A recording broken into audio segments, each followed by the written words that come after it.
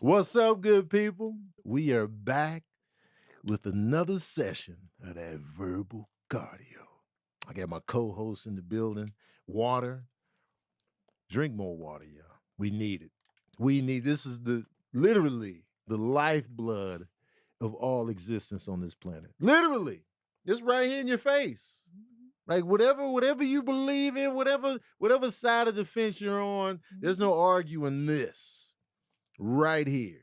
Anytime you watch any YouTube video, we're looking for planets with who could hold life, but they just can't hold water.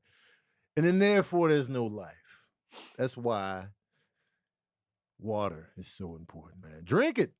Drink it up.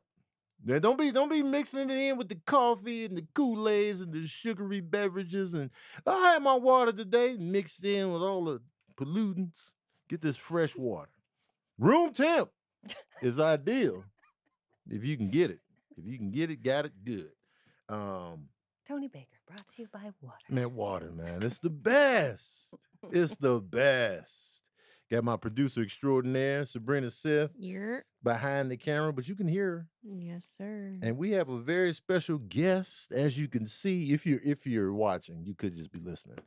But we have the one and only Estero in the building. Jazz hands. Come on, man. Estero has graced us with her presence. Thank you for pulling up, first of all. Thank you for inviting me. I'm a huge fan, first of all. So there's that. It's mutual. Man, listen. But mine predates yours, so mine is more lived in. Okay. Okay. Right. I'm gonna claim that. Okay. I was introduced to you from the Slam soundtrack. Wow. Through they did like I'm not sure if your song was already written first. Yeah. And then so they had Goodie Mob. Yes. Do The World I Know, or I chose them. You chose them. Yes. So I was like, okay, because at that time I was familiar with Goodie Mob. It was the soundtrack to the movie. Yeah. And I was just like, yeah. So I was just listening. So you were new to me at that time. I was like, Goodie Mob, but yeah, the chorus, I was like, yo, this chorus is dope. But I still had no clue, who you were. And then when I heard the original version of, is it The World I Know? That's what I want to call Country Livin'. Country Livin'. So when we put Goodie on it, we called it The World I Know. Okay. But it was Country Livin', yes. And it was the original song was in the Slam soundtrack, but then when they or in the movie, but then when they put out the soundtrack, they wanted like singles and they wanted to remix it, and the majority of the rest of the soundtrack was all hip hop. Right. So they approached us and they said, would you be interested in remixing it and putting someone on it? And we sat and thought, and I remember thinking so a friend of mine, Too Rude, remixed it.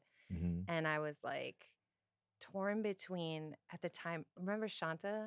Drive fast like a sports car. Yes. Shanta got big hoops and handlebars. Wow. I love Shanta. Her. Yes. I loved her. And I was like, okay, so either Shanta and then Goodie Mob was brought up. Okay. And I was like, this is a great idea. Yeah. And like, what a cool meeting. And that was, and then we shot a video for it. And I got to meet. You shot a video? Yeah, we shot a video for it. And that's how I got to meet all of them and Saul Williams. And that started a friendship of, many decades. And it was a really cool experience. Yeah. It was pretty cool. And I remember too, like them playing it on BET and being super stoked about it. Like being like, on my tour bus, like, this is so cool. Yes. That was what, 98? Yes. 98. And that opened, I think that was just like, I think that exposed me to a whole audience, which is really cool, especially like that Southern kind of like being able to be exposed to Goodie Mob's fans and like Dungeon Family fans was like probably one of the greatest things that ever happened. Oh, man. So at that time, was Breath from Another completed? Yeah, it was okay. out. So Breath from Another is your debut album. Yes. When did that release? 98. 98. So it came out before the Slam soundtrack. Yeah. So I was late to the party then. So when But not that late. Yeah, because I was like, man, I really like her voice on this song. And then I heard Country Living, the full, and it was just like, it reminded me of, do you remember the Juice soundtrack and the song, Is It Good to You? Is it good to you? Anyway, there's a version of that with Heavy D on it. Okay. And then Tammy Lucas singing the hook. Yeah. But then there's a version where it's just her. Mm-hmm. And so whenever I would hear songs like that where it's just like just the vocalist, I'm just like, yo, I always get excited because I'm like, oh, there's a full length. Yeah. And so when I heard Country Living full length, I was like, I need the full album. Oh, that makes me happy. And then when I got it, I listened to it every night for a good semester. Full album. Yeah. It's one of my favorites. I really love hearing people talk about their experience with that record because I feel like that record really, I feel really blessed because I feel like it narrated a lot of pivotal moments in people's lives. Like everyone that tells me about their connection to me is always specifically generally to that record and about what was happening in their lives. It'll be like, I was working at this restaurant and I like hated this chick that I work with and we had to go on a road trip and then like we went and like she had your CD and then we bonded and now we've been best friends for 6 years. Or like there's been also tragedies and you know, somebody actually, I met a writer on a television show on Criminal Minds. I met him and he was like, I came out to LA like and went to film school and like tried to be a writer and I failed and I ended up like going back to Chicago with like his tail between his legs, and then years later like 1998 decides I'm going to give it one more try, gets in his little like broke down like K car, like shitty car. And he's like, and I drove across the country. I had one record. Oh. And it was yours. And like, so there's always, I just always feel grateful to be a part of that album because I feel like it's not really about me. It's like the record itself became this mini zeitgeist for people, like for its own thing. And it's really cool, I think. That's the dope thing about music that I'm always fascinated with. Music can take you to a very specific place, moments plural. It can take you to so many different places. That's why it's always important for me to be like, all right, if I'm going to a new city, I like to get a new piece of music. So that way it reminds me of that city whenever I play it. And so that particular album, you know, I got so many memories attached to it because, you know, I was new in New Mexico State and, you know, just scrambling, trying to get work on campus. We were broke, you know, trying not to fail every class. And it was just, it was so much connected to that album. And I was just like, man, this album right here. And I liked the album cover because it was all arty and like all we see is your eyeball. And it was just like, yeah, the eyeball, you know, and it was just an image on a strip with the white background and then so negative space. It's funny how it can really take you to this time, especially records that came out. I think it's also when it came out, like late 90s and how the world was at that time. And like you said, being in college, and at that time there was still a lot of like word of mouth records that got passed around.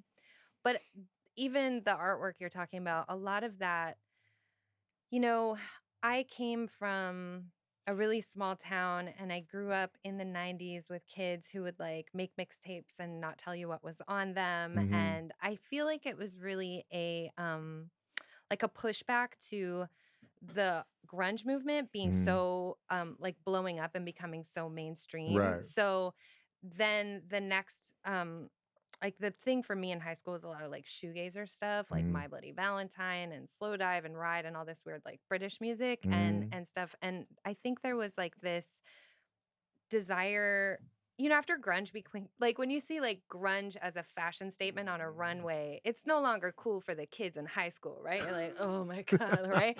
So I feel like there became even more of a movement with the next music where it's like, you can't have this. You can't pervert this. You can't, our parents can't have this, you know? And so, whereas it's just interesting to me because it was so embraced by hip hop culture, my first album, but it's very, you know, like a lot of hip hop culture is about self promotion and like, you know what I mean? And like for me, it was all about like mystique and, you know, like it's not my face right on the cover or, you know, so, and that's just from coming from that background of like weird shoegazer, you know. Now pause. Where are you from? I'm from the friendly nation of Canada. Okay. I was born in a town of 100 people. Ooh. Oh, wow. Were you raised in that town though? Well, I never lived anywhere longer than 5 years, and they were all really small towns until I was 16. I left home and moved to the city, to Toronto. But I was born in, well, technically I was born in Stratford. Stratford, I'm sure you've heard of it. There's another very famous Canadian who's from Stratford. Really? Who? No idea? No, okay. Justin Bieber is. I thought I was is- like, Oh, it I has to had be no- Justin Bieber because he's like one of the most famous yeah, the Biebs Canadians. is from I didn't. Stratford. I thought he was from Toronto. Yeah. How close is that to Toronto? About 2 hours, maybe an hour and a half, 2 hours. Okay. So I lived in this really small town, but that was the closest hospital. So I was in this tiny little village. Wait, Toronto was the closest hospital? No.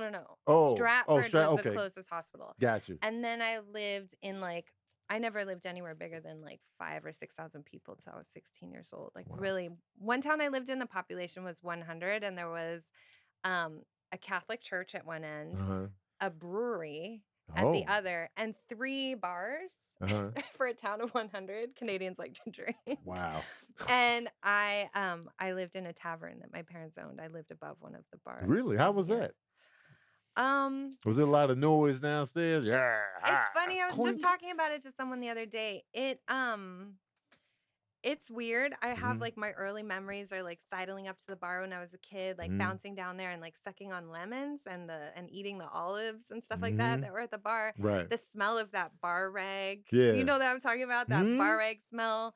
And when I was really young, I had the flu a lot. I was sick constantly. But I mean, it's a little darker, but my earliest memories really are my bedroom overlooked the outside, the entrance. So I have memories of there was this old man named Harold that would walk home every night and he would have wet pants.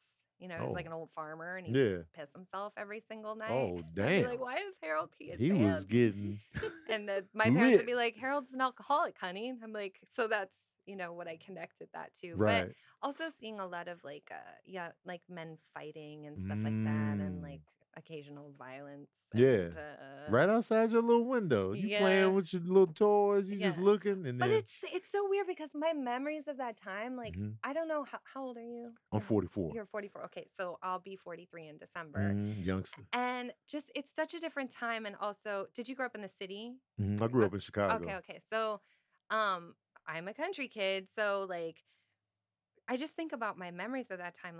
I only lived in that place until I was 7, but pre that, I have plenty of memories of I would wake up at 6 in the morning. Right. I would cross the street, which is, there's only one main freeway. I would leave the house alone at 4 years old, 3 or 4 years old. I would go down to the creek. The who? The creek. I'll go down to the creek. I'll be picking up stones, looking for little animals and fish and just playing by myself. Right. And weird stuff too, throwing rocks at cars and then getting beat for it and getting in trouble for it. But I think about the kind of freedom that we had growing up, especially I don't know how you were in a city, but even me up until I left home, I would just get on my bike after school and be out till 10 o'clock at night, just 10 o'clock running around small towns, old abandoned train bridges, weird stuff, crazy. I talk about that all the time because I feel like when we were younger, we just did more independently than now. Yeah. Even with my own kids, they got rides to school every day. Yeah. They got escorted to and from school every single day, pretty much. And for me, I was on the city bus by myself, 6th, 7th grade, just going to school with real adults with real issues. I'm on there going to 6th grade and they on there So it was all kind of cast and characters on my bus. And it was just but now that's unheard of for your kid to be going to the creek. But I think here people are really specifically in the States or certain cities, it's understandable. People are a little more precious with their kids. But I spent a lot of time in Mexico and Did you? As a kid? No, I spend a lot of time now. Oh, you spend now? Okay, I gotcha. split my time between here and Puerto Vallarta. Really? Now. So you deal drugs. Cool. Yeah. So you're a narco. I mean, it's fine. We talk about everything here at Verbal Cardio. So you're a narco. We'll get to that later. But people, you see kids just wandering alone, bare feet on cobblestone roads, playing on swing sets made of concrete, Yeah. like just like Living. like literally country living. like country living. See Like what I you'll did see there? a kid on a burro, like on a donkey with garbage, like working at Yeah. like 7 years old, like just Man. full of pride and self-confidence. Just like At 7. yeah, you'll have a waiter that's 12 in a small village. He's like handling his shit, paying his mortgage. You know what I mean? Man, you know, I got the kids at home. How many kids you got? About 3. You're 12. I know. It's real out here. It's like they're badass. They're crossing freeways. Yeah. They're like, you know, I have another friend that was talking about it too, that he lives in, I think, Norway. And he said all the time, like in his small village, he'll see like a little girl who's like 7 years old. He's at the grocery store. He'll see her come by herself. She'll walk in. She'll go to the back. She'll get some milk. She'll get some butter. She'll get some flour. She'll go to the front. She'll pay. She'll walk home. Like, And her last name is McAllister. these kids apparently. are self-sufficient, but they're not as, you know, I just think I think culturally we're just really precious with them, but how much of that also, like, I've learned that when you give kids independence, they definitely build their self-confidence, like massively, you know, and I had a lot of independence, so I'm quite self-sufficient, you know. And, That's the benefits package of it all. yeah. What was your favorite meal growing up as a kid before you moved to the big city? What was your favorite thing to eat? These are kind of hard-hitting questions I ask on this show. Oh, my mom used to make Yorkshire pudding and roast beef. Now, what is that? So it's a British meal. So roast beef, and then Yorkshire pudding is like flour, egg, water in like a muffin tin that you bake, and then you put gravy on it. So it's not really a muffin; it's like a roll, kind of like, you know, but a light, fluffy. I wonder why they call it pudding. I don't know. Because when you think of pudding, you think of tapioca, no, I know. regular. English people. Yeah. It's So it wasn't sweet at all, and it wasn't spoonable. It was an actual, like a bread. It's like it a was little bready. muffin bread. Yeah. Muffin shaped bread with gravy. Yeah. And that was your favorite thing? That was like, yeah, she's making the Yeah, that was she the would make pudding. that, and it was very special. I loved it. And I loved pancakes with Oh. my dad making pancakes. And we used to make our own maple syrup. Oh, you made it because from that's scratch? so Yeah, Canadian. because we have maple trees, and my dad would tap the trees. How do you tap a tree? There's like a little tap thing, and it's like a little vial, and you just take a hammer and just tap, tap, tap, tap, tap. Like you put a screwdriver in, I think, first, like how you would put up a painting, you know, Right. picture, you put the nail in first. So you just tap the tree, and then you hang, it's like anchored, and then you hang like a bucket from it, and it collects the sap. And then you just boil the sap until it reduces into syrup. And contrary to like most popular people like a real dark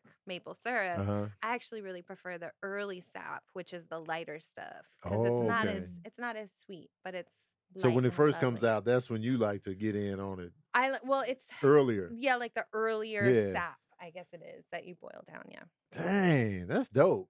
Yeah. No, I'm very Canadian. Like he made a rink for us in the yard with the garden hose. Like Wow. we That had is- maple syrup. I had snowshoes growing up in the backyard.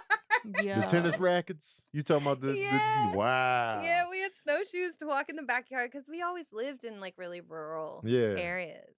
In that part of Canada, though, it doesn't stay dark or light for long periods of time, right? That's more the No, west. it's not like that. No, it's Toronto, dude. It's like an hour from Buffalo. It's Okay, not okay. All right. I just wanted to make sure. Right. Because I was in Edmonton, and I guess that's on the other side Yeah. of Canada. So That's right was- in the. it was daytime at like 11 p.m. And I was like, Well, it depends, because in the summer, like I remember how I said I would stay up till 10 o'clock at night. Like sometimes the sun wouldn't go down till like 9:30, 10 o'clock. Okay, Like in the yeah. summer, we get that's dope. nice late. Vancouver's like that. You get a late sunset in Okay. Vancouver. That's what. So Certain it times more of so year. happens on the west.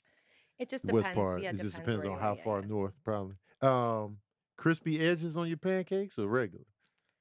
Oh, crispy. What's wrong? I'm talking about. I See, this butter is- that stuff, and then This is I what do I'm that talking with my about. French toast too, like flatten it down Oh. and fry it in the butter. What's your favorite genre of food? Oh, And when I say genre, it could be breakfast, dinner, Asian, Italian, yeah. Mexican. What's your favorite? Food? First of all, do you like food? Food is my favorite genre. Okay. Does it look like I like That's a food? good answer. That's a good answer. Does it look like I Because some people be like, I don't really just be eating. I think it Yeah. looks like I like food. I really like food. I can't choose because I just love food. I do really like Italian. Mm-hmm. Big fan of Italian food. But What'd you have for dinner last night? I'm ketoing it right now. Oh, I know what she I had. had an In-N-Out burger, animal style protein style. Okay. Fries light well. That was dinner last night. Yep. And then when I got home later, I made like a bocconcini salad. See, bocconcini salad. Yeah, with pesto. What is that? Buffalo, like the mini mozzarella and the tomatoes and pesto. Some people just do olive oil and basil and balsamic vinaigrette, but I do pesto. And, okay. Yeah. Italian food is great, man. Italian food is it's so carby, and that sucks. It's mad carby. It sucks. Well, not all of it. Like if you go to somewhere like Florence, they're really famous for their steak. But you guys are vegetarians, right? Yeah. I was a vegetarian for 7 years. Oh, you went back over to the. What made you go back to the meats? I was on tour, and we went to a steakhouse, and they had Yorkshire pudding. Oh, it was at one moment. Yeah, but also I used to when I say I was a vegetarian for 7 years, I was a vegetarian, but also once a month I would sneak into McDonald's and get a cheeseburger and make sure no one saw me. Really fully curled over. And I think and I also had read a bit about that eating for your blood type. I don't eat a lot of meat. I'm not excessive, but I can go a week, I'll go 3 weeks, no meat, mainly vegetable, plant-based. But then I'll start to feel sickly and I'll have a steak and I'm like, oh, everything's fine. You feel better? I hear about that a lot, actually. I don't even know my blood type. Do you know yours? I'm O something. O positive? O negative? What is it? O? I feel like I'm a positive person, so I'm just going to go with positive. Yeah, you're going to be positive. I don't know what my blood type is. I always forget to ask them when I get my blood work done. You should know. Who tells you, though? Your mom? I feel like they never Canadian. tell us. I'm like, your mom? she didn't tell me nothing. But I feel like whenever you get your blood work done, they would tell you then. You know, I've had my blood work done all the time, but it's like, I don't know what my blood type is. To test it. Okay. So it's a specific, yo, man, tell me my blood type. Yeah. But what do you like? What's your favorite food? Oh, man. Shoot. Breakfast. Yeah. Breakfast. I love waffles, pancakes, French toast. How do you do without bacon is my question. I don't really miss bacon like that. So here's my. Do you see the disdain on my? Yeah, I saw it. Because bacon, people were very passionate Tony Bacon. about bacon. Bacon, for me growing up, bacon was always a little bit too fatty for me and greasy. Someone wasn't cooking it right. That's the problem. Even as we grew. So then I was just but it made sandwiches better. It made burgers better. Ooh, yeah. I'm Jewish, so it's like the forbidden fruit. I can't ever give it up. Yeah. It all makes sense. Yep. So then when I gave up pork in 91, I was like, man, buy bacon. But I was more hurt about pepperoni and pork chops. So bye y'all. But I wasn't really thinking about bacon. So then turkey bacon came out. Oh, a lot of them were hit and miss, but it was the Louis Genio. It was one of those. No, it wasn't Genio. It was one particular turkey bacon brand that I really liked. And that was the last one that I hung on to. Yeah. For me with meat, it's really just about eating as clean as possible, with the exception of obviously In-N-Out last night. But when I eat meat, I try to do grass-fed, humanely raised, humanely killed with dignity, kosher kind of, you know what I mean? That's more important to me. Would you like to die this evening? Why, yes. What time? 8 o'clock? 8 works for me. Dignity. The food in Mexico, oh my gosh. It's good. You know, when I'm here, I can barely eat anything. I used to call myself a meat-eating vegan because I'd be like, I'm dairy-free, I'm wheat-free, I'm all these things. And there's so much stuff here that I can't eat, and I have issues. And then as soon as I go to Mexico, I can eat whatever I want. But, it's also the fact that things are, extremely fresh there, not super full of chemicals. Yeah, it's massive difference. That makes a difference. Right. And you feel way better. Do you think In-N-Out fries are overrated? Absolutely. Yeah. I respect. You have to ask for them to be light well or well. Yeah. Otherwise, they're just a soggy mess. Yeah. My favorite fries are Astro Burger on Melrose and Gower. I don't remember their fries. I've been to Astro Burger before, but I don't think I got fries. I don't think I've ever had that. But that's the one in West Hollywood. No, that's the Greek Astro Burger. That's the one on East Side. Oh, I'm thinking of the West Hollywood one's more like Mexican food with the, and then this one's more like the Greek stuff. So you can get spanakopita there, like just spinach and cheese spanakopita. Oh wow, I love spinach. So I asked my mom. I'm an A+, A positive. Oh, you got your blood type. Yeah, I'm an A positive. I love that you took my. I was like, ask your mom. Man, let me see. Let me see if my mom knows. Yeah, man. your mom might know, because I was like, you know what? Let me ask my mom. Oh. And I just looked it up. A positive is I'm gonna ask my mom. They say recommend people with A positive blood type to eat an organic vegetarian diet, which is crazy because I've been doing that for 17 years. Yep. So it's like the body knows. I just knew. The body knows. And like I remember the first month that I did it, my life changed. Everybody text your mom right now. Everybody text your mom, see if they got the blood type. You too, man. See, you know your blood type? Text any your and guardian. If you know, just text her to tell her you love her. Well, that too. You know what I'm saying? Yeah. I gotta call my mom. I haven't called her in a while. Oh. Wow. I have an alarm that goes off on my phone every day. Like, call your mom. Call your mother. Call your mother. Call your mother. Is she in Canada? She is in Canada. Oh. We call her Brave Bear Woman. She lives up in the northern wilds. Really? Nowhere. Yeah. She got a beard. Full beard. She got a beard. You know, this describes my mom perfectly. So my mom, I'm gonna tell you the story. We were raised. My dad used to teach English up north in the Northwest Territories before I was born, and my parents spent a lot of time on like native reservations and stuff like that. And so I grew up in a house with like soapstone and like handmade moccasins and parkas. And my mom being this sort of like, my mom's a little woo-woo witchy lady that you know is like a little wasp, but she's like great spirit and like that kind of language is normal to me in my house. So one day I call my mom. She lives in the middle of nowhere on like hundreds of acres of trees, and we call her Brave Bear Woman because she literally lives up like with the bears in the middle of nowhere, chopping wood. She's like 5'2", tiny little thing. She chopping wood. So for her wood stove. So I call her and I'm like, "Hey mom, what are you doing?" She's like, "I'm making dinner."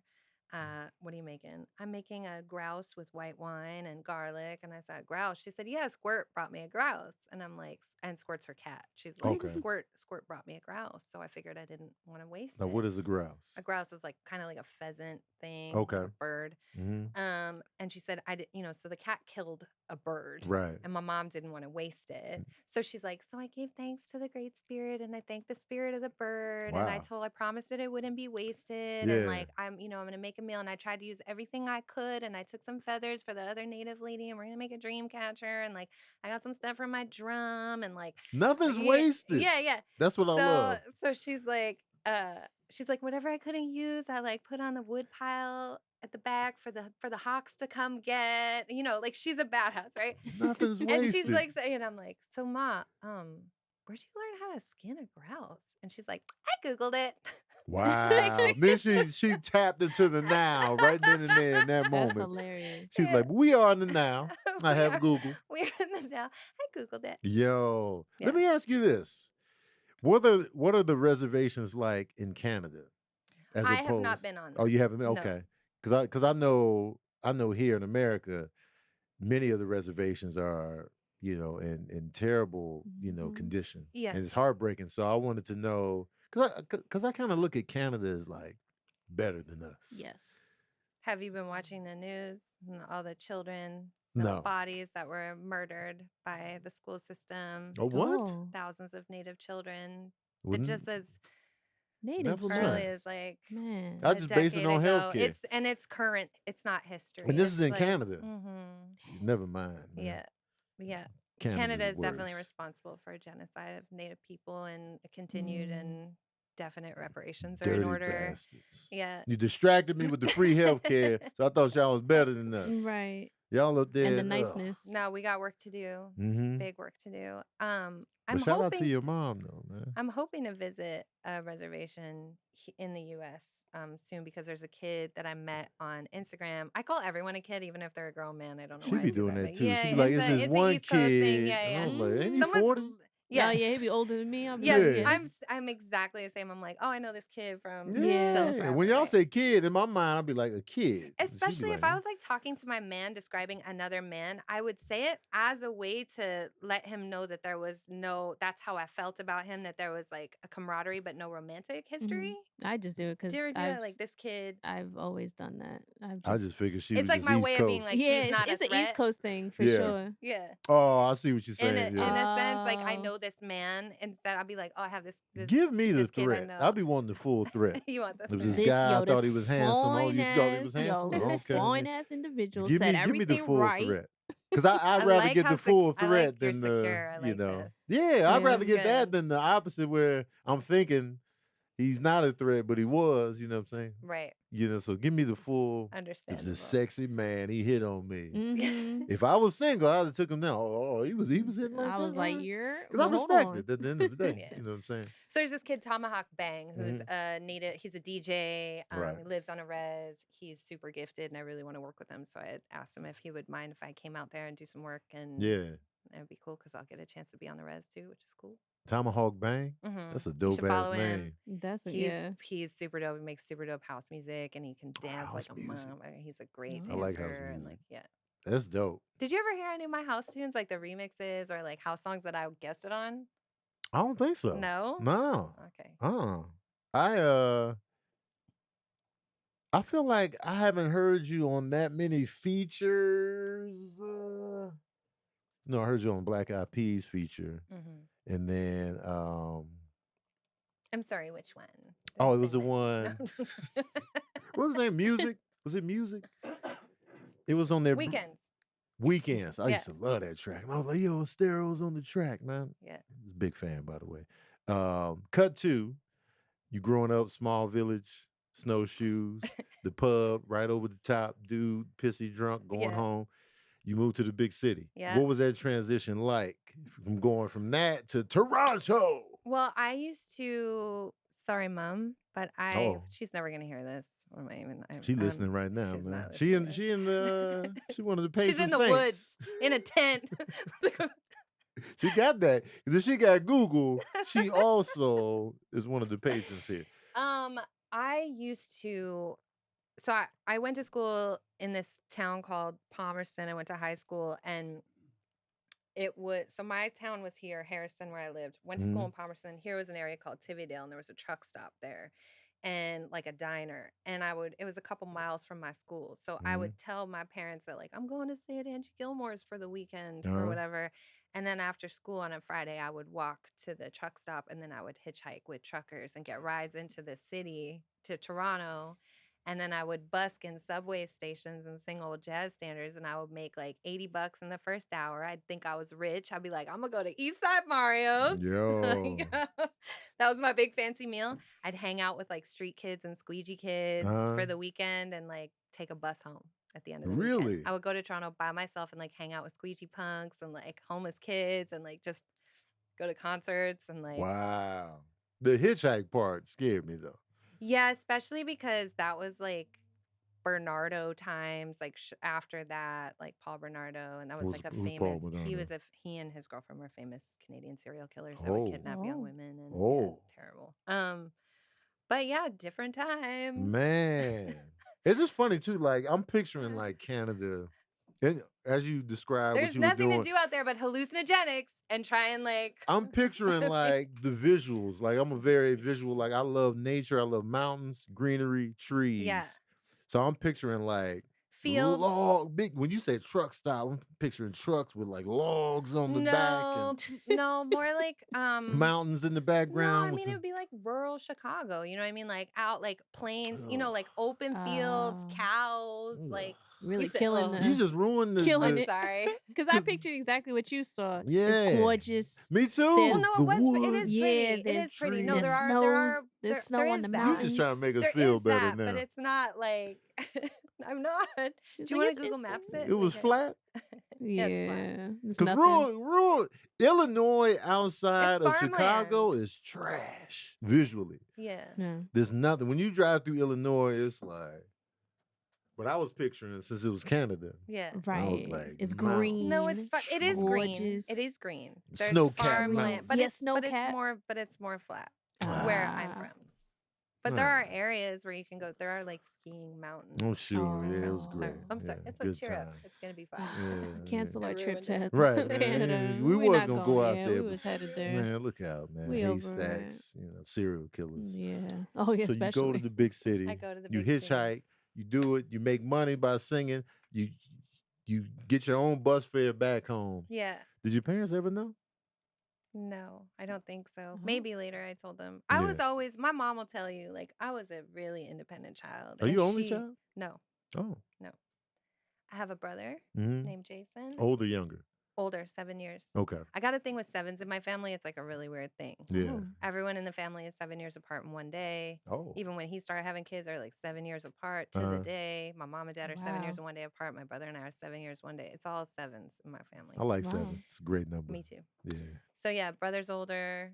I just started singing in folk cafes. Like moved to Toronto by myself when I was 16 years old. Yo, that's big. Lived in a basement apartment of a dude who was a single dad, and just helped him out occasionally.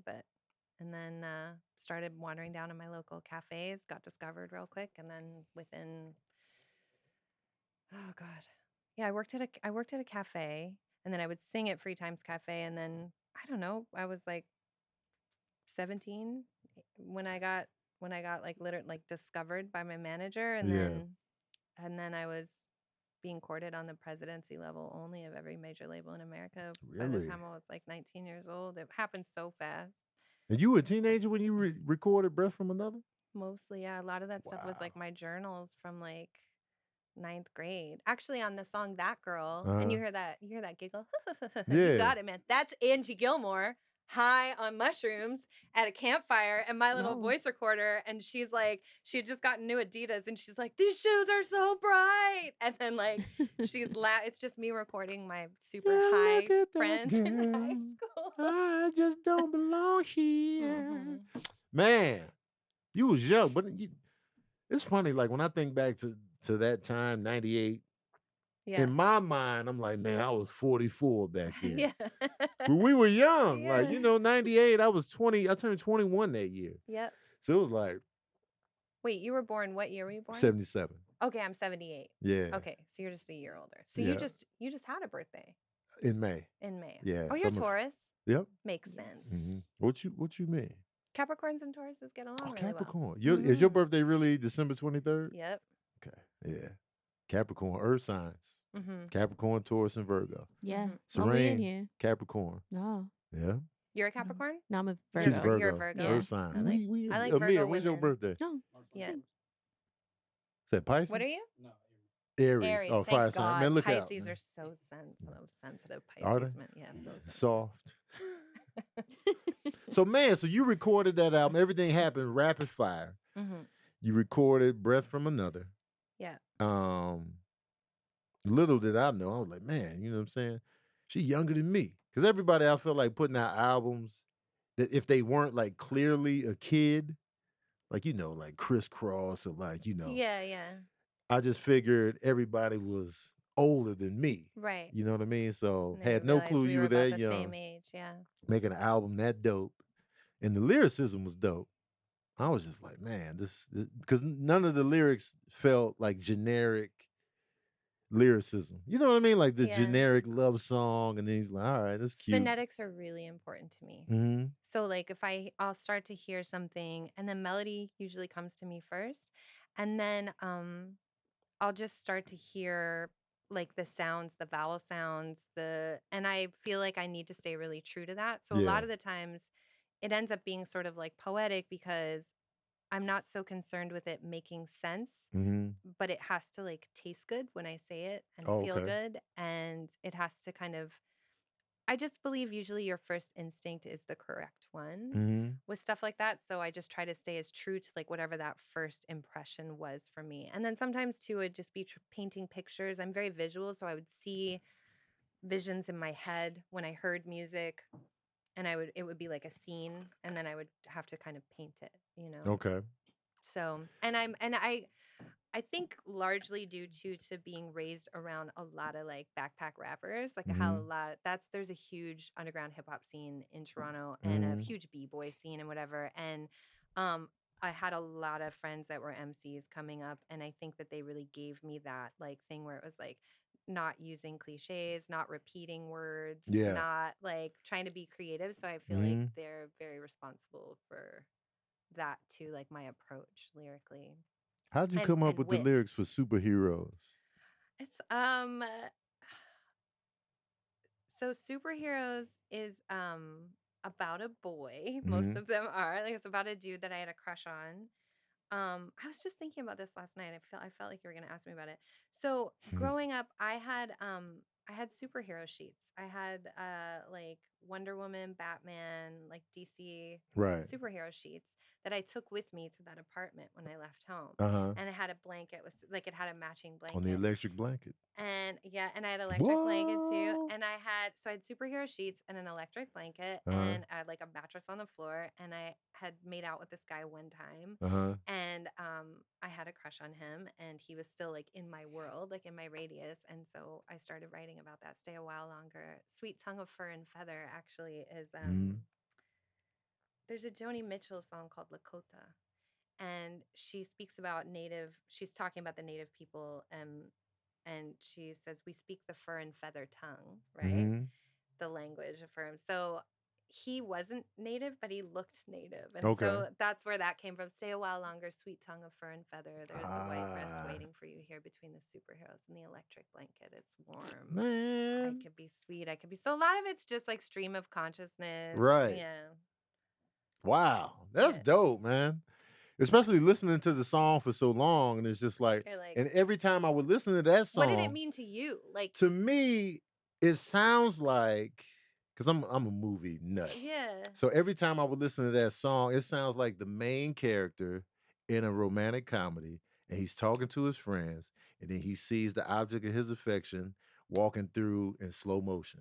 That's always the visual I got from that song. Right. And it's funny that it was about a boy that you had a crush on. Yeah. But in my head, it was just like, yo, this is the slow motion, and he watching her walk over, and he's sitting there, and he done dropped his plate, because it's a romantic comedy, so he's fumbling in slow motion. But she's gliding through visual too. Yeah, so it was just like, that's funny that was the genesis of that song. Yeah. I was like, yeah, man. A lot of stuff in that record is definitely most of that album.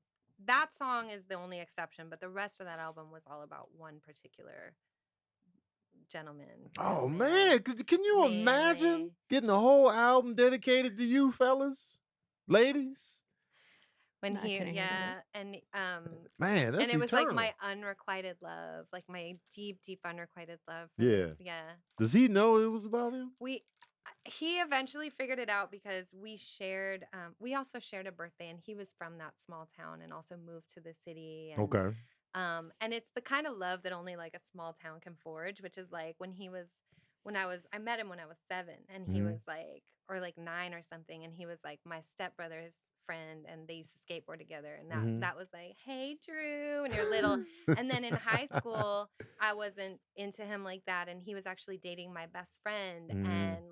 And then after high school, he moved to Toronto, and we became really close. And, and then there was a period when I was 17 where I just like was so like deeply, madly in love with him, and it was not returned, at least romantically, but Yeah. And then what's funny is I end up like making this record, and I wrote so many songs about him. Indigo Boy, like so many songs about him, and like my pining and my longing for him. This is like 17-year-old journal shit, Right. And he was an electrical engineer. And story's gonna get sad. He moved to New York, and on the day that the towers were hit, he was not a smoker, but occasionally I used to be a smoker, and he would like be like, just give me 3 puffs. And the day that on September 11th, he randomly decided to stop in at a store and get a pack of cigarettes. And he just like was having a cigarette when the planes hit the tower, but he was down there breathing all that stuff in. And about a year later, he was diagnosed with endothelial carcinoma cancer, and then he was gone shortly after. But There was a period where I had already become successful with that record, and I did an interview, and they changed his name. Like I said, they gave him like a fake name that was so close to his real name. But we grew up our whole life. So I called him because I was in the city, and I was like, hey, like I'm here, let's hang out. And he was like, it's Daniel Barros. Like he fully made fun of me. He'd seen it. Like I was dying inside. But no, it was like a really deep, awesome friendship until the very end. Like we became there. It surpassed that childhood crush into like adulthood of like you're doing great and I'm doing great. And like I said, a love only a small town can forge, because it's about time. We've known each other our whole lives. You know what I mean? And so it just became like a deep like gratitude for each other and respect, and like I no longer had a crush on him like in the end, you know. But we always kind of like we had a pact. We would always see each other on our birthday, and every time I go to New York I would see him and stuff. But that's yeah, dope, I think man. he was I'm sure he was pretty, I'm sure ego wise it felt good to know that someone had written like, especially a good ass album like that. It'd be different if it was a trash album, but this one, oh, this is the album you want to be about right here. Yeah, there's a few songs I've written about people that they're definitely not happy that I wrote about them. Who is Bad Boy Clyde? Is that somebody? No, and actually that's one of the few songs in my career that I didn't write. That was written by Graf Nobel. Okay. Yeah. I like that song. Yeah, I love that song too, which is why I chose to do it. Yeah, I like that one. Yeah. I always sing that. I'm always like humming those melodies from that joint. Yeah. Bad Boy Clyde. You like the second record? You like Wicked Little Girls? Yeah. Some people are kind of like, I liked it. It's a different feel from the first one, but I enjoyed it. Like I ran back through it recently because you know I knew you were coming, and I was just like, and then when I ran back through it, I was just like, man, dog, I really enjoyed this album. Like I like the one Better Days and Getaways. Every day is a holiday. I really like because it makes me feel good. Yeah. And I picture sliding down the banister. I hear that every umbrella. Christmas at Marshall's. I'm in Marshall's and I'm literally in Marshall's and I'm looking at people like, that's me. That's my song. I like that song. It feels good. I like Blanket Me and You. I like there's another. I love Blanket Me and You. Oh, Blanket Me and You is that connected? You know, Brian Austin Green is playing drums on that. Really? It's so random. Wow. It's so random. That one, that. I didn't know. That's Brian Austin Green. He's a musician? He is. Wow. Never knew. So random. Yeah, Trey from Slim Kid from Farside took me over to his house. He was like, we're going to go to Brian's studio. Wow. And I was like, and he was playing drums. I was like, you want to play some drums on this? Wow. That's dope. And shout out to the Farside, man. I like them. Yeah. The best. It's another song on that album that I really like. Oh, I'm trying to remember the name of it. I'm always singing, I want something more. Musical revolution. Very in need of a musical revolution. My mom said, pause. No, I do not remember. I don't remember mine. She said, do you have any of your medical documents from some of your clinics, the hospital visit? Let me tell her it's just we just casually talking so she don't panic. Oh man, my mom asked me why immediately. She said A positive. Right. Why? I was like, because I'm talking about I it. should. Talking blood yeah, types. Definitely. Fine. I'm just doing an interview. Yeah, right. we have to add context. Podcast. And my mom has she has a, what's the other phone? Not the iPhone, the Droid. She got a Droid, so I can't do the voice note. So let me just ease that tension. Yeah, no, it's fine. But Blanket Me and You. I got a lot of questions over here. Oh, good. Okay. Good. I'm gonna start. So, Marie asked. My Torture. Oh wait, I'm about to sneeze. My Torture. Oh, my That's torture. about three different lovers, three different men that all ended up torturous, right? They start each way and then That's a great song. Thank you. And the horns on there? I'm gonna get that. Those are the guys from No Doubt. That's really? Yeah, Oh. Gabe and Steven. You slippery bastard. Yeah, in my house we recorded that. Yes. All right, questions from the patron saints. What is your most personal song What was it about, and how did you feel releasing it to the public? Ooh. Who asked that? Marie Millie. Shout out to Marie, man. I always feel like I'm gonna mess up. You know what? Miss Poetry. Hey, Miss We're Poetry. gonna go with that. You know, it's interesting because I really do try to be. I feel like I rip my heart open on every song. Like that's the thing about me is that I feel like that's my gift or my superpower is my vulnerability. I think I have songs that are personally like Swallow Me from Breath from Another is one of my personal favorites of all time, simply because it's what it represents and what was going on in my life. And I don't talk about this often, but I struggled with opiate addiction when I was young. And a lot of that album was written under the influence. And when we were nearing the end, I sobered up. I was afraid that what if my gifts weren't actually mine and they weren't real? And and I actually flew to LA and I was staying at the Bel Lodge Hotel, which is now the London, and I was alone and holed up. And and I wrote Swallow Me a cappella alone in that room. And it was at that point, in my opinion, the best thing I had ever written. Like I felt because it was all you. It was the most connected. Yeah. Okay, yeah. That the slowest melody. Yeah. Me. And like just and that was such a triumph for me. And saying long as I have my voice, I don't need arms to hold. Like it was like a real stake in my independence, I guess, or my strength. But and then I have a song that has not yet been released that will be released. That's incredibly vulnerable and really a bummer, to be honest. I cry at the end of it, and I was when I recorded it, I started crying, and then I decided to just leave it in because I really like to make people uncomfortable.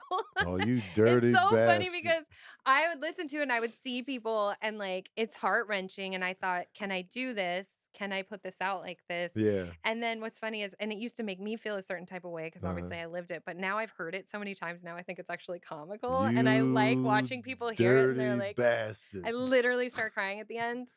And that's called Mason Jars, and it's not out yet, but it will come out, and that's one of the most vulnerable songs today. And then I have one that I actually listened to last night that I have recorded, I think in 2008 or something, that I've never released and that I may never ever release. Send it to me. No. Send it to me right after the podcast. It'll kill you, but I will send you Mason Jars. Send it. I will send you. Was your nose running during the crying? Did your nose run as well? Not in that. I don't remember that. It was more one of those like. Oh, okay. You can hear on the song at the end. I go. I'm mothering myself, which I've done for most of my life. Where I go, okay. I say I can't do this. Okay. You hear me go, I can't do this. But then I keep going. Yeah. And then I go, okay.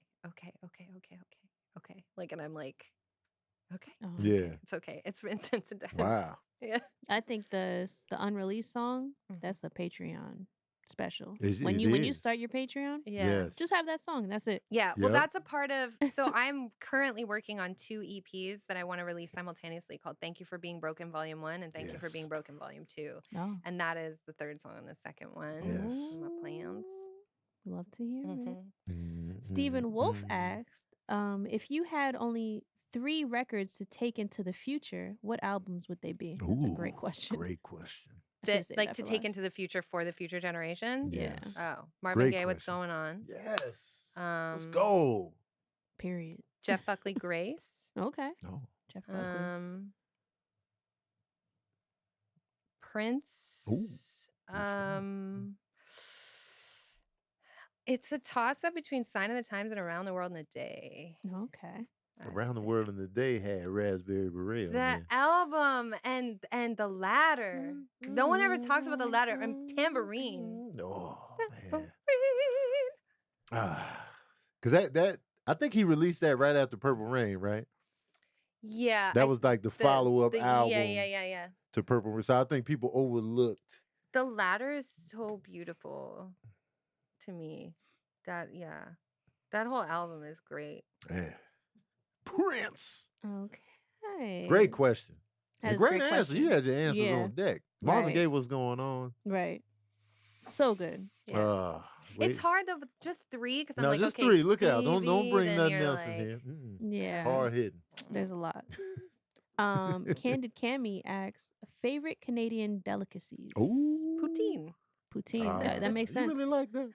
I like it. Well, I've only had the vegan version, so. But I like it. Yes, I like poutine. I love poutine. Who doesn't like cheese?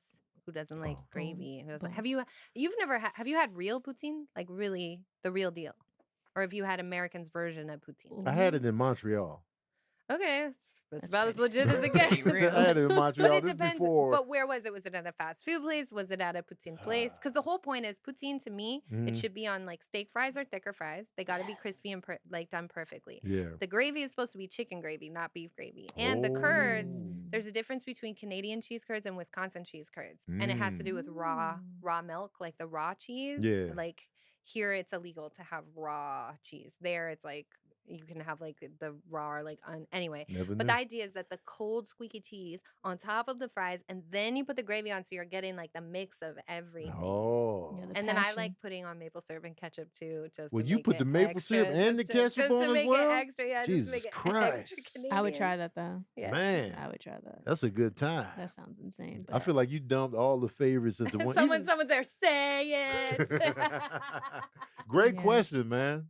Yeah. Y'all got great questions in here. Yo, they were coming out with questions rapid fire, like almost instantly. Good. I was like, ooh. We got another one? Yeah, we have a lot. Let's do it. Nana P asks, strangest thing that gave you inspiration? Oh.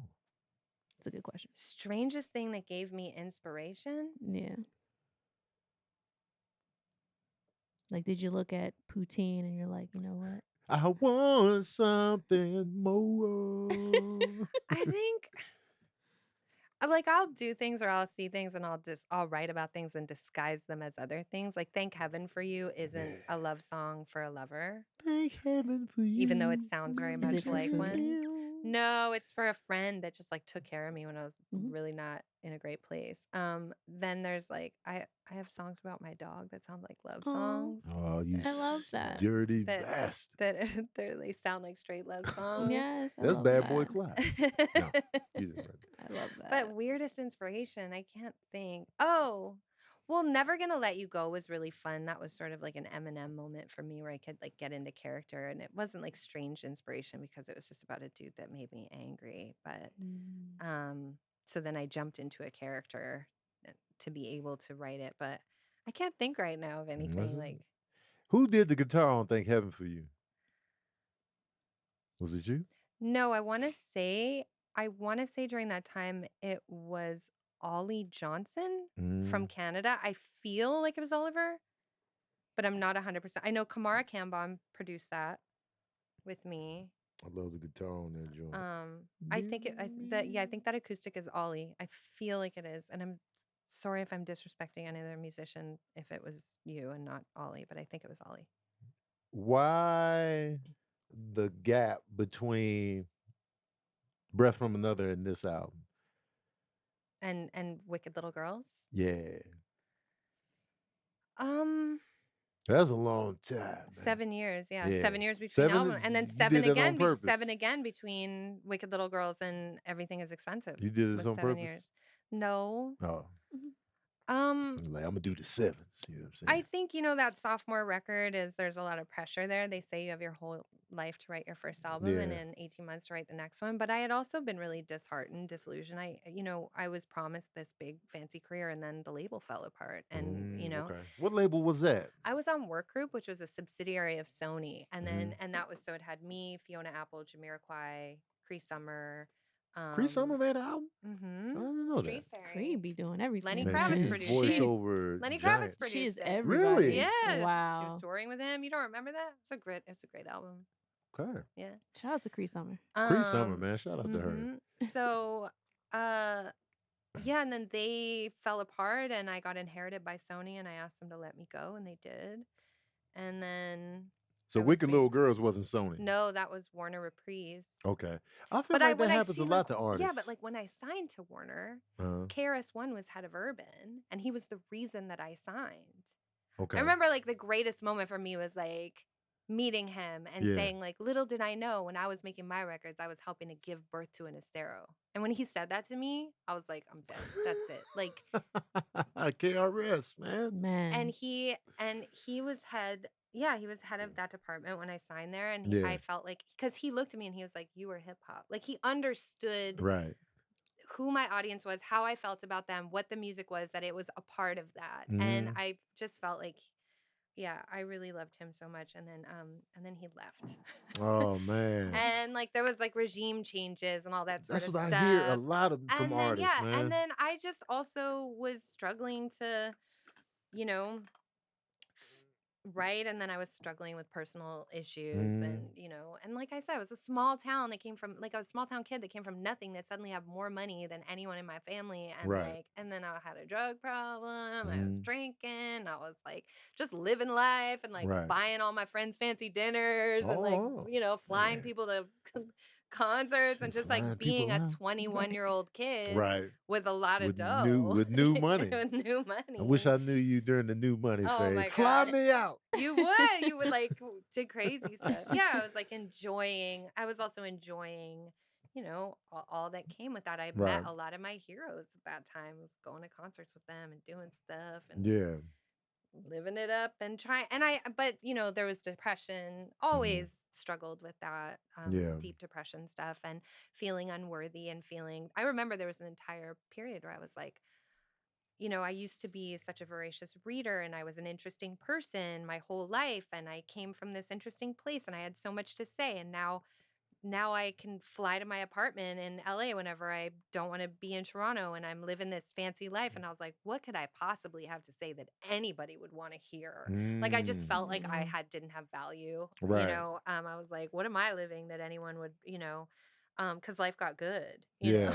And I have been so, you know, but as we get older, we get to recalibrate all of that and our ideas about art and what connecting really is, and that we can connect in joy and not just in like deep sadness and that, for sure. you know, so. Wow. What was your state of mind when you were recording Wicked Little Girls? What was the vibe for you during that process? Were you in a good place? On and off. There were parts of it that I was not, parts of it that I was. Yeah. I have like spotty memories of different things. I have weird memories of like the studio I would go into, and every day I had this like ritual that I would have to play California Love at full blast before we started. And Crooked Booty by Dungeon Family. Those are like my hype tracks. Crooked Booty. But yeah, same. It was, you know, I'm a late bloomer, I think, as far as like mental health and well-being and like taking care of myself and like finding, I think I'm still trying to find my place in the world a lot of the time, you know. But I've been sober now for like over a decade. So okay. Yeah. Okay then. Sober life. Since you're meat and bacon's all I got. Don't take it away from me. Yeah. I don't drink, I don't smoke. Do what you got to do to survive. You know what I mean? Since you are into hip hop, I'm gonna ask you your 5 favorite hip hop albums of all time. Hard hitting questions here on verbal. Okay, cardio. And they're not in order. Like that's fine. Any just order. In the 5. Any order. I'm gonna say Cardinal Official Firestarter Volume 1 is one of my favorites. Canadian because and it's not just because he's Canadian, but he managed to capture and narrate a very specific period of time and an energy in that city and the culture. Yeah. You know, where you have all of these kids that are like second generation West Indian kids, and that culture permeates the youth in Toronto. Yeah. And I really love, especially like Bacardi slang and all that, like and old time killing. Okay, so we've got that. I'm gonna be like Bizarre Ride Through the Far Side. Okay. For sure. Yeah, that's a great album. Yeah. Yes. I was fresh in the driving game during that album. I had that tape, so I listened to it a lot. Yeah. Stankonia. Okay.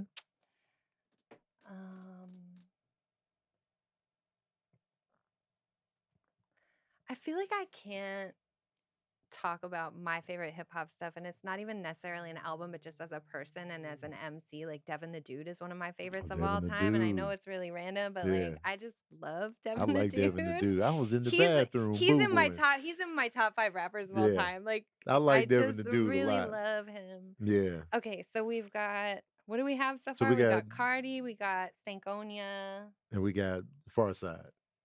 God, I feel like I could add Aquemini in there too. Like, I mean, you know what I'm saying? I get it.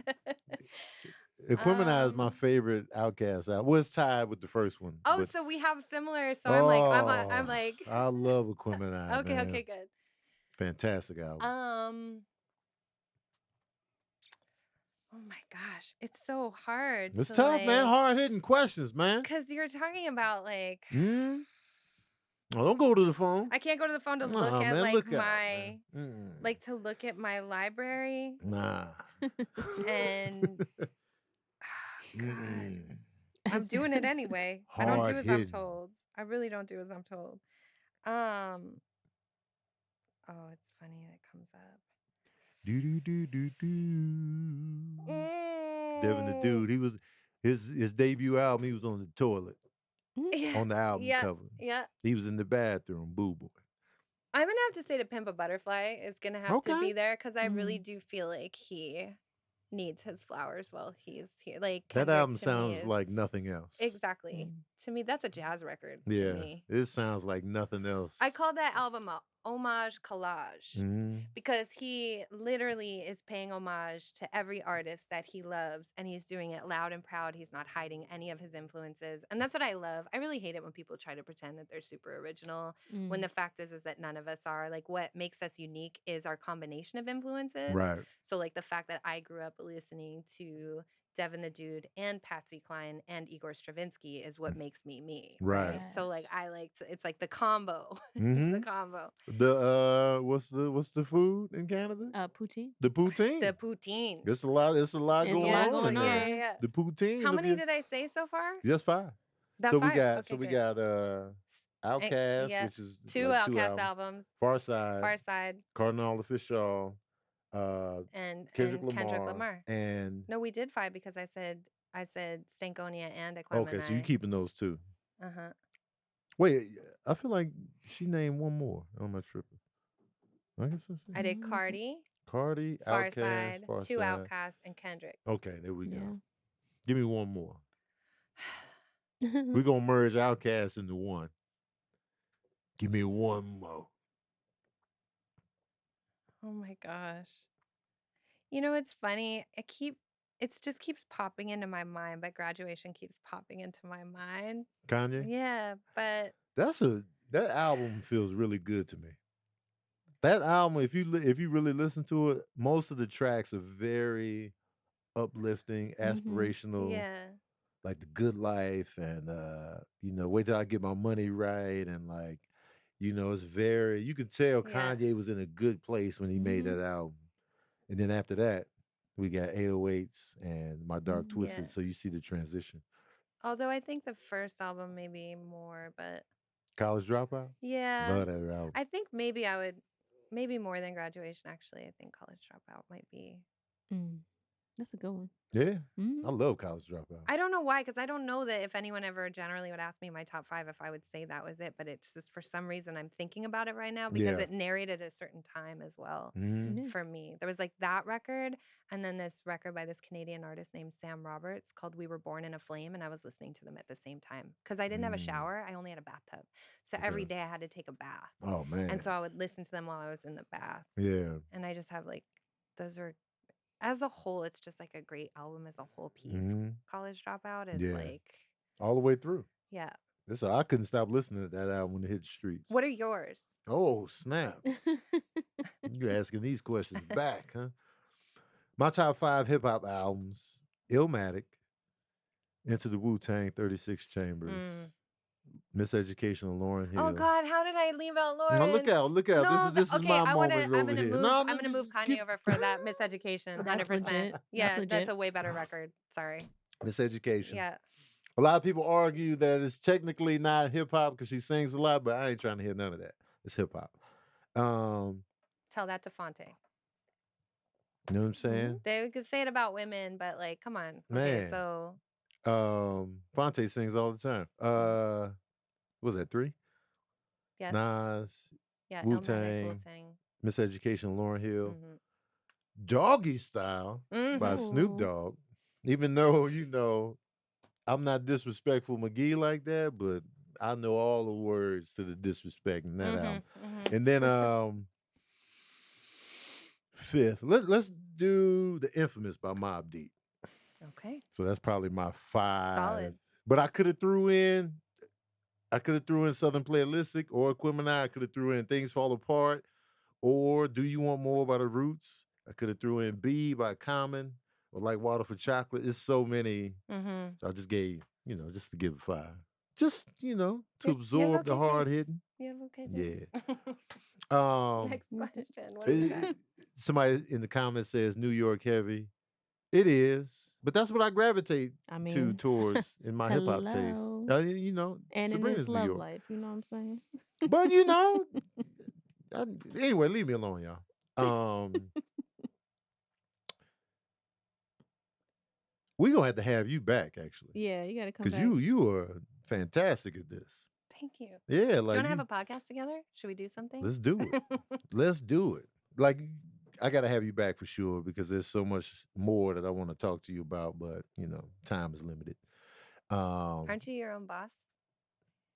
Ooh, no, you then I just call you out. But you know, but the studio, you know, it's just, you know what I mean.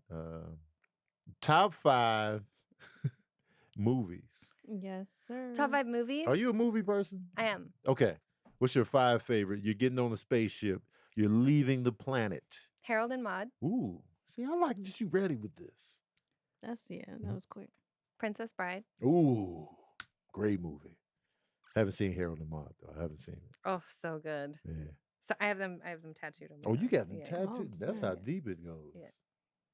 I thought, Princess you know what, I Bride thought is we'd so end up good. talking about Gem and the Holograms because we're the same age. Remember Gem and the Holograms? Yeah, I remember So that. I have them all tattooed on Really? and the Misfits. Did you watch the, the didn't they just do a movie? I would never. Okay. That's why I got the tattoos. Yeah.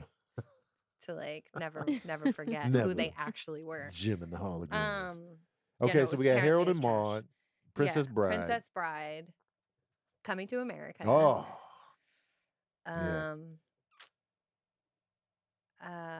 Who's Afraid of Virginia Woolf? Okay.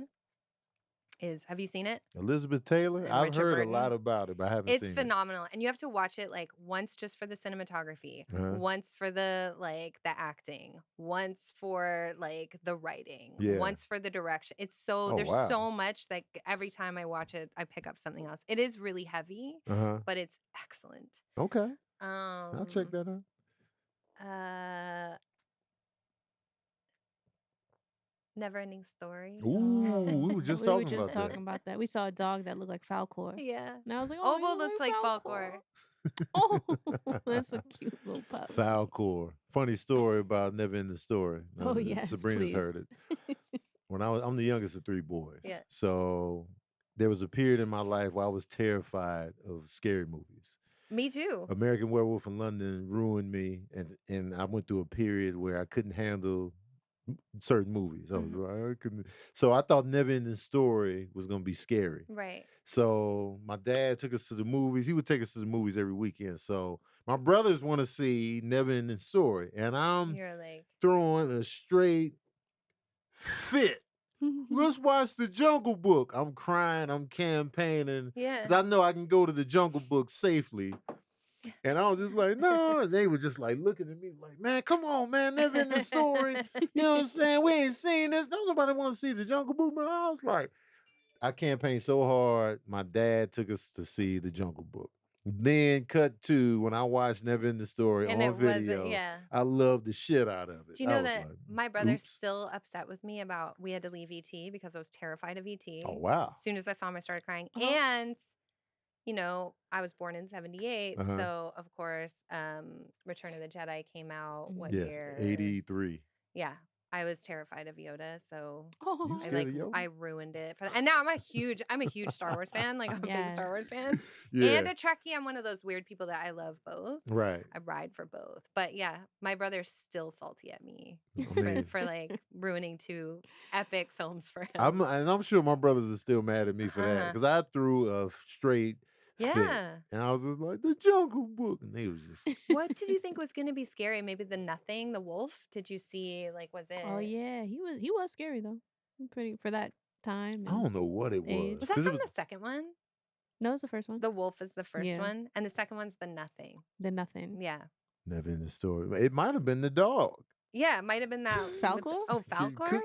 It was something that I was like, in the preview, you're like, no. I was out, because I was like, oh, and it's like the rain and the dark in the library with the blanket over his head. When did that movie come out? 84. Never ending. Because that'll pinpoint how fragile I was. 84. Yeah. So, okay, 84. I got exposed to American Werewolf in London. I want to say 82, 83. We were living in Vincennes in that old haunted apartment.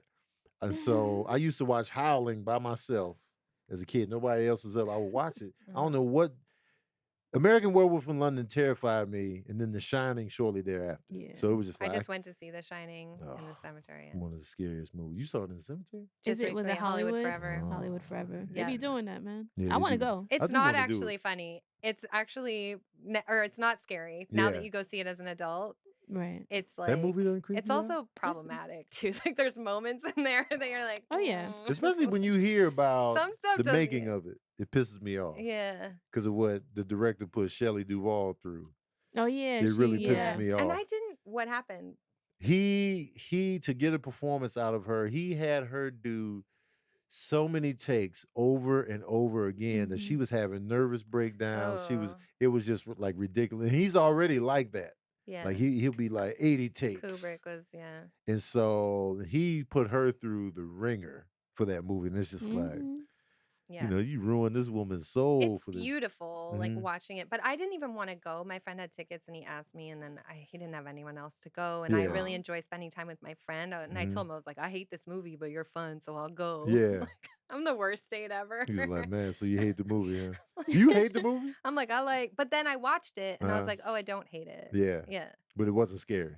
No, but I'm not into scary movies. Okay. I'm like not they really. They have no effect I on like you? No, they do. Oh, okay. Like my thing, like if a guy asks me if I want to like go see a horror movie, I'm like, are you gonna stay over and spoon me for 2 weeks? Like after, because you be toe up for a while. It depends what it is. Like I like psychological thrillers. I like anything that's about serial killers, like anything with Sigourney Weaver, like and like, you know, Harry Connick Jr., Copycat, like Copycat, Seven, Fallen. Yeah. Like, those type of joints you all in. Yeah, Bone Collector, like anything like that I really like. But if it has to do with the exception, Fallen actually is a little scary for me to watch by myself. But like, if it's about like, look, drink your water. There's my alarm. Yes.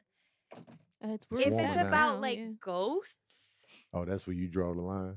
I can't. Like, I can't do like ghosty stuff. What about Alone? Possession? Yeah, like alone. It depends. Yeah, So I you can't could do it watch with those people. alone, or like Okay. I can't like we're gonna have to talk about like your sleeping arrangements for the next couple weeks because I get real freaked out. Like, and I'm sensitive. To be honest with you, I don't think I could watch a scary movie by myself. Just to Man. be totally honest with you. I love doing that. Like I can't. Like I'll be on the road. She'll be like, I'm watching this. I'm just like, how?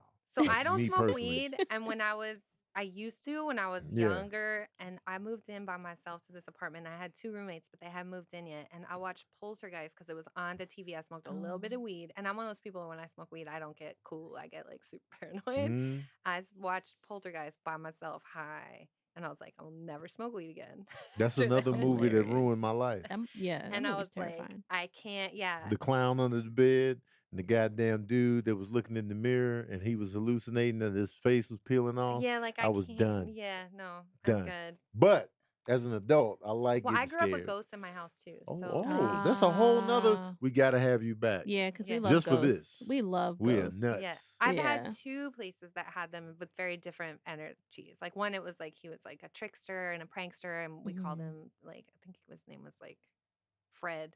And I was like, oh, that's just Fred. Like Drop Fred Dead would Fred. do stuff. But then I love that movie. I love that movie. I love that It's movie so Drop much. Dead Fred. Yeah, I Are we love the that same movie. age, you and I? No, She's I'm younger than 36. Okay. Yeah.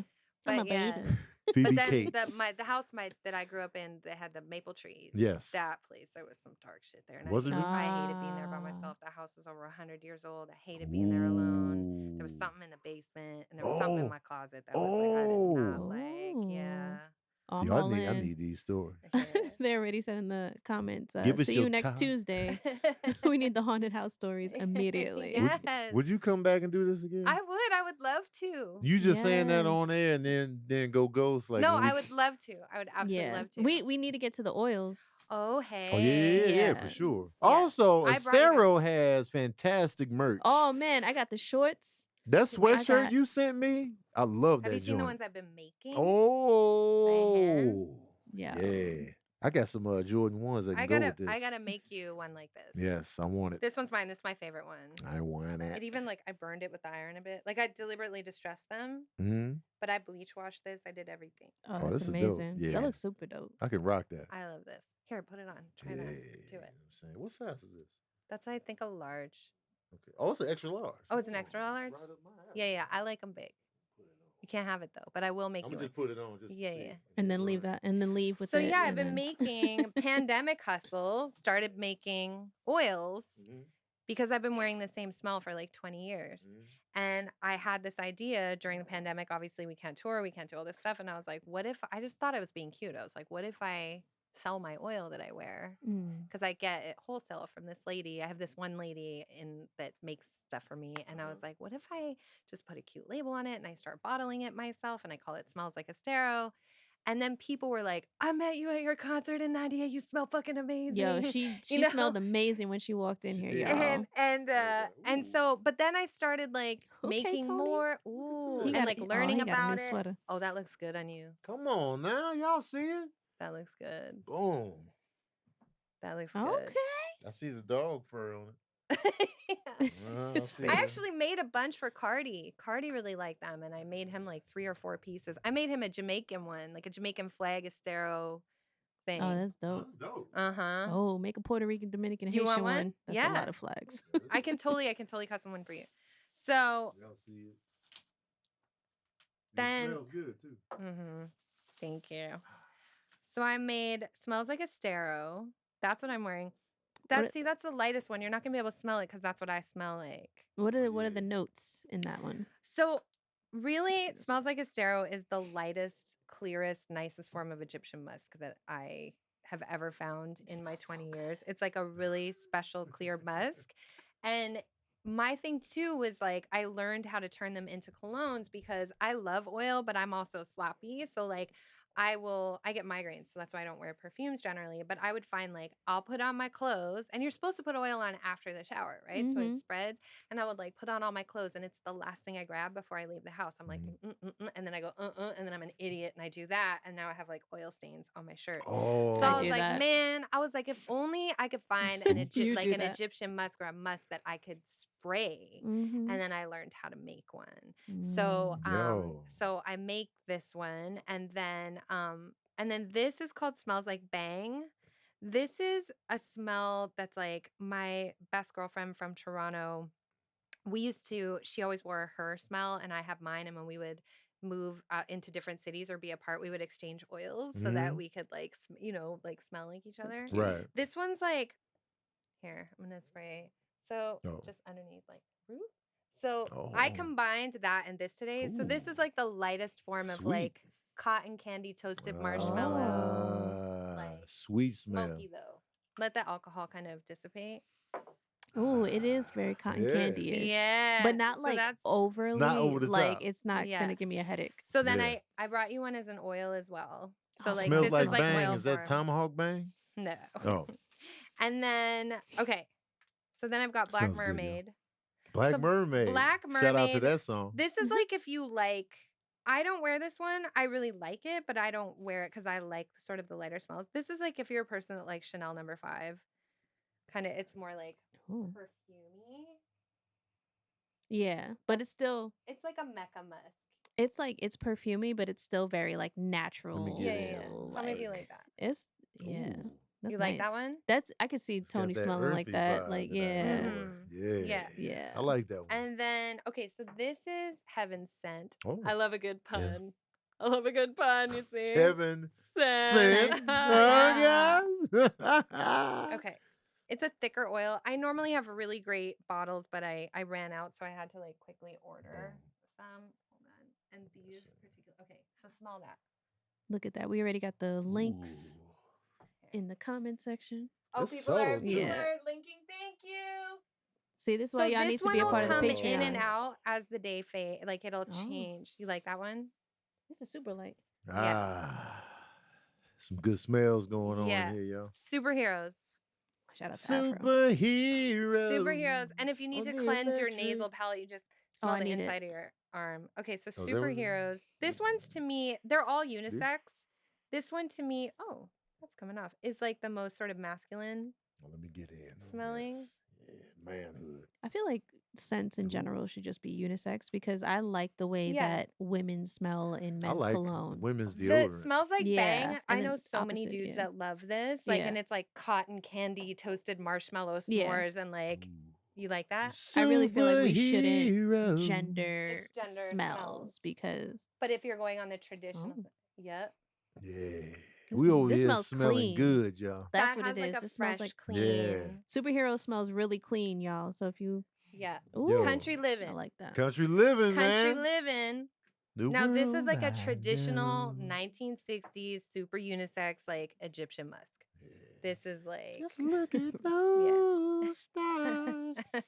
You said you liked fruity, so I brought you that girl. This is cocoa mango. Okay. Oh yes, I love anything cocoa. Man, let's see if that's like. Oh, you like? A second. Ooh. Y'all. And don't lie if there's ones that you don't like, because not every oil is for every person, right? So it's like. Got out my nose. This is very. I'm feeling this country living. It's this literally smells like cocoa mango.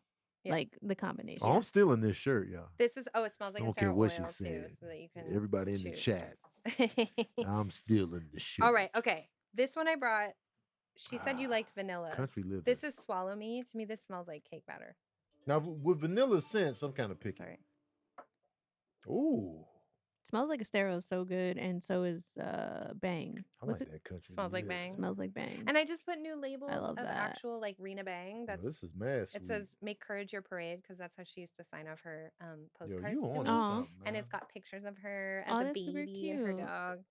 You really on the you like with those? this. Yeah, this smells great. Okay, and so then we have that country living. So Indigo Boy is now this one. This one is so special. It comes as an oil, but I made you a spray because I'm waiting on my new batch that I made. Okay. So Indigo Boy smells like when you first out the gate, it smells like freshly poured Coca-Cola, which I hate. Right? Like it's like very syrupy sweet. But after it sits on your skin for 20 minutes, like literally, I sprayed it on myself. I was like, on my arm, and then like the next day or like later on that night, I was in bed and I was like. I literally will sit on the couch because I wear Smells Like Estero. That's my thing. And if I ever mix anything, I do it with Smells Like Bang. But I literally will like last night, very deliberately, just sprayed my hand and then just sat there like. Oh wow! Like nice. Yeah. Repeatedly. So it's this or this is my special combination. I'm not making it available yet, but this is. You can do it yourself. This is Indigo Boy mixed with Heaven Sent together. Okay. And it's like, actually, this is with OG Bitch, which I'm out of, but they smell really similar if you mix them. So, okay. So this is, let's see, where are you free? I know, right? Hold on. Okay. Let me get up in here. Right there. All right. So, okay. Just give it a second. Let it marinate. Don't smell it yet? Yeah. Give it a second. I do smell the Coca-Cola though. Right.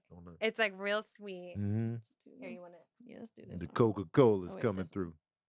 Okay. Just give it a second. And, you know, everybody knows I'm not a soda guy like that. You're going to have to, you'll smell it later. Okay. And then this one. Okay. This is the combo. Man, we're running out of spots. Going on. They all smell good together.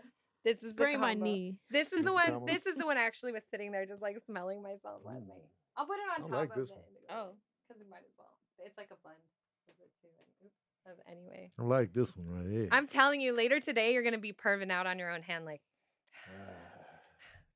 Oh. And then okay, so this is a new one, and I actually brought this today because this is a new one I made, and I want you to name it because I don't have a name for it yet. Oh, you want me to name it? Oh, the pressure. But you good at that. You need to cleanse your palate. Yeah, right? I got 80 cents on me right now. We need coffee beans. Mm-hmm. I think there's coffee beans. Need to roll around some coffee you want to grounds. smell it first? Oops, I don't have it. Hold on, I'm gonna get coffee beans. I definitely still smell. No, you smell what's all of it. on Yeah, me I right smell here. everything. Man, Does it smell good in here though? we in here. Okay, smell that. Ooh, that's subtle. Hold on. What's funny is it's not. I'm just so used to it now I can't smell anything. This is very like masculine, in my opinion. It's real buttery, like dark buttery.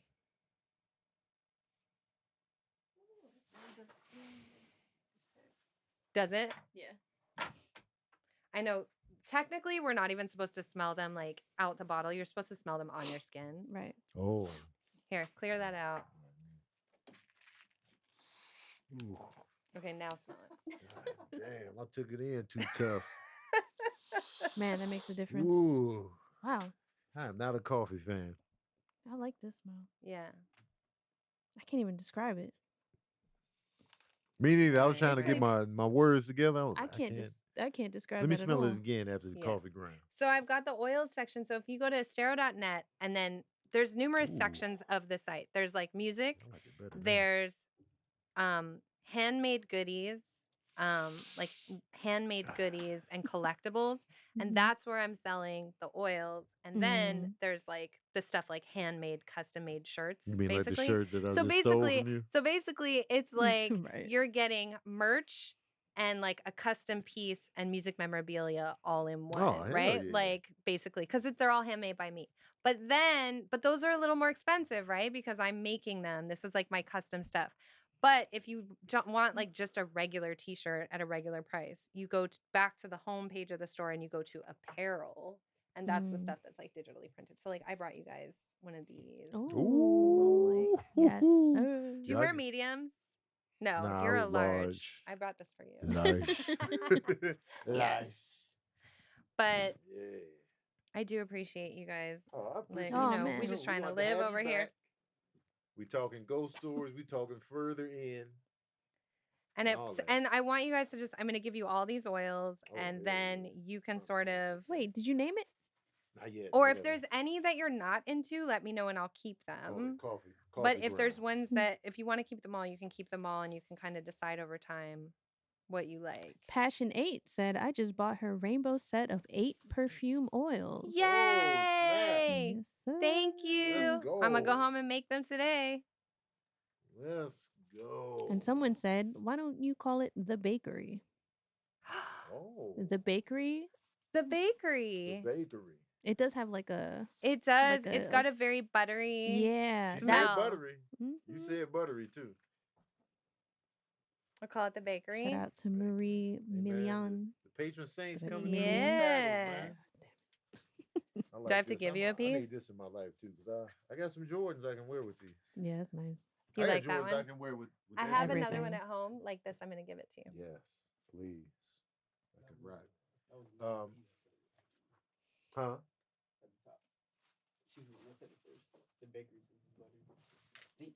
Oh. The bakery. It's Marie, right? Thank you so much for coming. Yeah, this is great. And bringing gifts and smell goods. Yeah. And good times, great energy, great conversation. We're going to have you back. I'm your dealer from now on, though, okay? Yes. Look. Oil dealer. The oil dealer. My oil connect, my plug. It's official. When people be like, who is that? I want everybody, I implore you guys to check out Estero's albums. Yes. Breath from Another is one of my favorite albums. You remember when I made a list of my favorite singers? And you were on there? You remember that? That post I made? This was like a few years ago. Okay.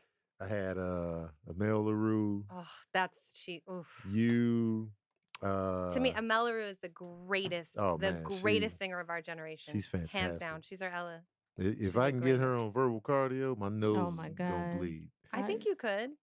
I don't know. She follows me on Twitter, but she's not active on the socials. You want me to ask her? Yes. Oh my God, yes. I'll ask her. We need to start using other people's plugs. You do. I'll tell her what a good time I had. Oh, yes. Please. She's one of my absolute favorites. She's incredible. It was like Jill Scott, Amel LaRue, you, Erykah Badu. Oh my God, what company I'm in. And that's what you said when I posted it. But this was years ago, you know what I'm saying? I'm like, Brandy to me vocally is like, that's a voice that just when I hear her tone. What's your favorite Brandy song? Right here, right now. One song. Brandy Norwood. Uno. You. Well, I have like an emotional connection to a particular song because I used to play it for my dog when he was like dying. Oh, like snap. that was like our song. But oh man. I love the Full Moon album, but the I never do anything that pleases you, so better off Apart. I really like Apart. Okay. Because the whole thing, it sounds like she's singing it. It's like they put a backwards effect on her voice, but they didn't. She's like her own backwards reverb. Oh, wow. That's dope. Like, so just like as a vocal, like me nerding out over her mastery. Yeah. Like a vocal production. Yeah. Okay. That and Full Moon. I mean, that album Full Moon. Full Moon reminds me of an older song. It reminds me of, what's her name? Laura Flanagan. When the night has come. Wait, what? Laura Branigan. Like Laura Branigan. Do you know that song? No. Do do do. Do do do. Wait, y'all. Can I play it on here? Yeah, why not? No, I do it after we stop recording. I want everybody in on this to know what song I'm talking about. Or we can just cut this one little part. Just remember 136. Like has come and the land is no, that song. No, I'm like, that's your singing. Stand by me. Hold on. But you're singing it like Stand By Me. You right. Hold on. All right.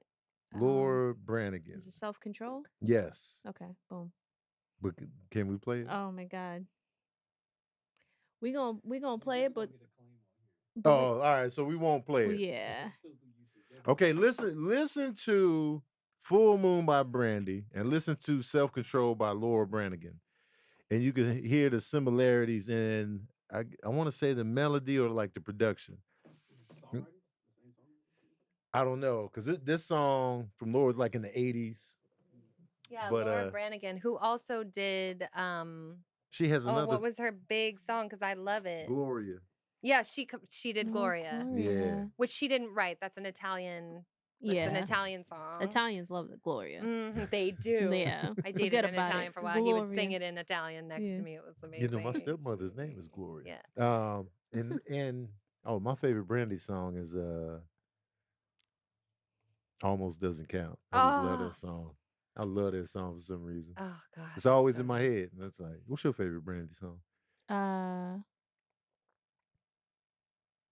Yeah. Best Friend? Friends may come, I Want to Be Down. I Want to Be Down? Yeah, because that one makes me feel good. Okay. Yeah. I think. And then the video. I like the.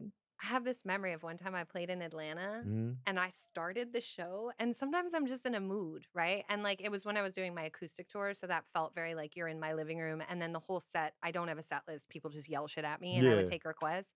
And I remember in Atlanta, I came out and I just had my computer, I plugged it into the stereo system and I lip synced Have You Ever for the audience. Like just because I was just like, I'd been listening to it in the car and I was like, I'm just still in this place. And I was like, I'm gonna take you with me. Might as well. I literally just like Brandy lip synced all of Have You Ever and like just enjoyed it on the stage before my set. That's dope. And let me know if y'all hear the similarities between the two songs, or am I just tripping? Because the melody of Full Moon reminds me of that song Self-Control. And when we cut the feed, the verses or the chorus? Really the production. It's really more so the production than Okay. the actual lyrics. That's such a great album. To me, that's a producer's album. Like every producer, I feel like that's school for them. The Full Moon album. I'm Full like, if Moon. you want to call yourself a producer, Right. you need to own that record and learn it inside out and hear everything they did from like musical production and vocal production. It is next level to me. All right. That album's like perfection. Full Moon. Not enough people talk about the Full Moon album. That is such a good album. Full Moon is a great song. I like that song too. Any other questions? Oh my God, there was so many. There were so many that we can't. You know what? I will end it off with this. Okay. What's one thing people assume about Canadians you think isn't true? I'm trying to think. Well, my assumption was shot dead in this episode. I thought they would, man. They always say Canadians are like overly nice. If you watch this cartoon called Forget About It, it's about this mob family that had to go into hiding, and they went into hiding in Canada. Yeah. And like everybody like overly nice and like oblivious and stuff like that. And then like what else do people assume? I don't know. It's hard because it's like saying, what do people assume about Americans? Because you've got this huge culture, but with so many subcultures, right? And so many different people. So it's weird that people can lump Canadians as a whole into each other, because that's like when people talk about Americans, I mean, what is the they lump us all together, right? Yeah, which is like, as you know, you can't really do that. It's so there's so much diversity. I mean, I don't know if people, this is where I turn into like Wikipedia, but like I'm so proud of my city and where I'm from, and the records I make are because of where I'm from, and Toronto's the most multicultural city in the world. It's 49% ethnic. People sometimes are shocked. I've had people ask me crazy questions. Like I remember once I was in Brooklyn actually at a pizza place, and this guy said at the pizza place, he was like, "Y'all got pizza in Canada?" Oh wow. Yeah. And like I was super dry, and I said, "Well, we used to, but I was like, well, in 1967 we finally got pizza, but the ovens kept melting our igloos, so like it was outlawed in 19, whatever." And he was like, "Say word." And I was like, I feel like in Brooklyn they would believe. Say word. Yeah, like, but I've had people be like, "You got black people in Canada?" I've had people ask me. I've had people, when I mention I'm Jewish, like, are there Jews in Canada? Are there like just as you're from Canada? Yeah, like misconceptions. I mean, yes, we are nice. I think there's a general. It depends on the city, like Toronto's very passive aggressive in its own way, And I realized that I've become very Americanized in a lot of ways when I would travel back there. There was a period where like I was here, but I held on to my Canadianness, my culture that I was so proud of. But then I would like go home, and like I spent so much time here being like, I'm not one of you. I'm not one of you, But then I'd go home and I would feel totally out of place at home because I had become, that the culture here had permeated me. Like I was on the bus and there was a girl wearing a really cute skirt, and I'm like standing there and I'm like, "Girl, where'd you get that skirt? It's super cute," And she's like mortified, and she's like that I'm speaking to her. I'm a stranger talking to her, and she's a young woman. She's like, "I think Forever 20, whatever." Yeah.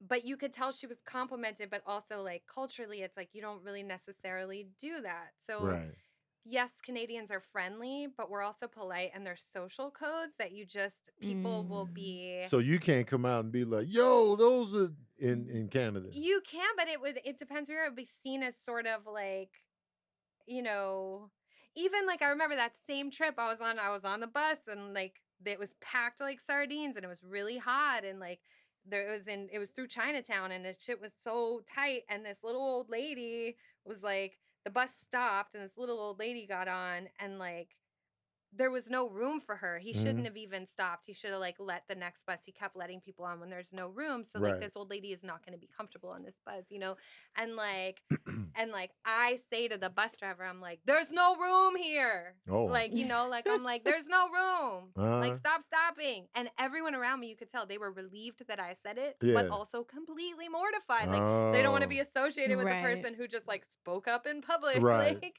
It's really. And that old lady, man, she got kicked off the bus that day.